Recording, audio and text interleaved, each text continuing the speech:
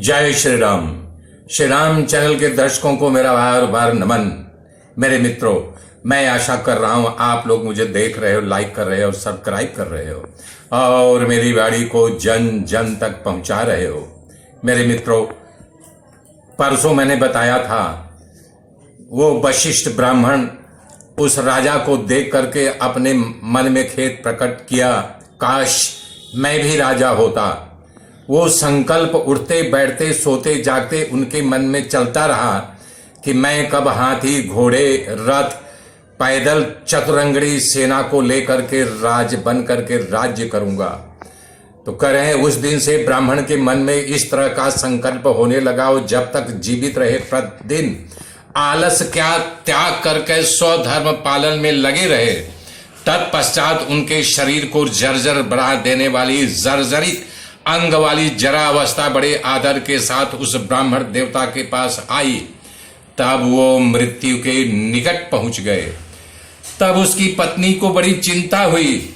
उस कल्याणमयी ब्राह्मण पत्नी तुम्हारी ही भांति मेरी आराधना की अमृत को अत्यंत दुर्लभ मान करके उसने मुझसे वर मांगा। देवी, मरने के बाद मेरे पति का जीव अपने मंडप से बाहर न जाए। तब जब उस प्रकार से मैंने उसी को वर को स्वीकार कर लिया, तदंतर कालवश ब्राह्मण का शरीर छूट गया। फिर उसी घर के आकाश में ब्राह्मण का जीव आत्मा स्थिर रहा। पूर्व जन्म के सुदृढ़ एवं महान संकल्पो ब्राह्मणी का पति स्वयं सर्वशक्तिशाली राजा बन गया। उसने अपने प्रभाव से भूमंडल पर विजय प्राप्त कर ली। उसका प्रताप स्वर्ग लोक तक फैल गया। उसने कृपा करके पाताल लोक का भी पालन किया। इस प्रकार से त्रिलोक विजयी नरेश हो गया। वो याचकों को मुंह मांगा दान देने के लिए कल्प वृक्ष के समान था। धर्म रूपी चंद्रमा के पुण्य विकास के लिए वो उसका वहां पर हर ढंग से आधार बना लिया था कि मैं धर्म की रक्षा करूंगा, लोगों को धार्मिक बनाऊंगा। उधर उसका पति मृत के मुख में पहुंच जाने पर उसकी पत्नी शोक से अत्यंत कृश हो गई। उड़द की सूखी छीमी के समान उसके हृदय के दो टुकड़े हो गए। पति के साथ मरकर अपने शरीर को दूर छोड़कर वो अधिवाहिक देह के साथ पति के पास जा पहुंची। जैसे नदी गर्त से गिरती है उसी प्रकार पति का अनुसरण करके उसके पास जा करके वो बासंती लता के समान शोक रहित हो गई। उस पर्वत ग्राम में मरे हुए इस ब्राह्मण के घर है, भूमि वृक्ष आदि स्थावर संपत्तियां हैं तथा मृत्यु के बाद भी उसका जीव उसी पर्वती ग्राम गृह मंडल में विद्यमान है।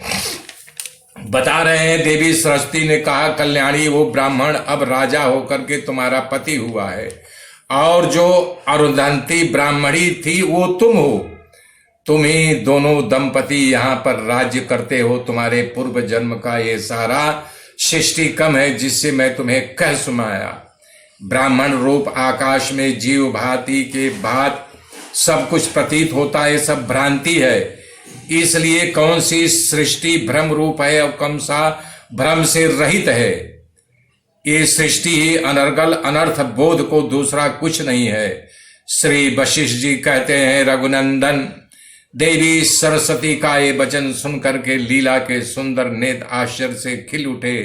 वो बोली, आगे की गाथा कल मैं जोड़ूंगा। वो क्या बोली? मेरे मित्रों, बने रहिए मेरे साथ। आप सबको जय श्री राम, जय श्री राम, जय श्री राम।